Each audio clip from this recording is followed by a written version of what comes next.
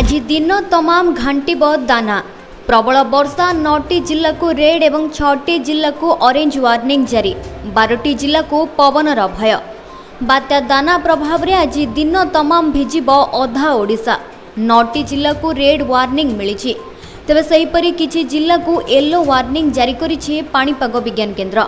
जगतसिंहपुर, केन्द्रापड़ा, कटक, भद्रक, जाजपुर, बालेश्वर और मयूरभंज जिले में अतिरु अति प्रबल वर्षा अर्थात 20 ରୁ 30 सेंटीमीटर वर्षा हो पारे।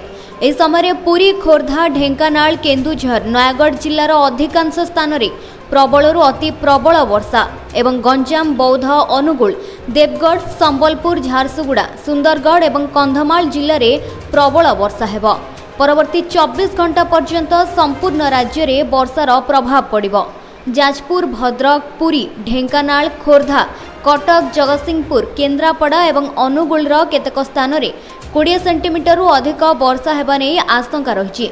सेहीपरि केन्दुझर, मयूरभंज, बालेश्वर, नयागढ़, बौद्ध, सुवर्णपुर में प्रबलु अति प्रबल वर्षा एवं देवगढ़, गंजाम, झारसुगुड़ा, सुंदरगढ़ में प्रबल वर्षा हेबो बोली पाणीपाग विभाग आकलन करिछि।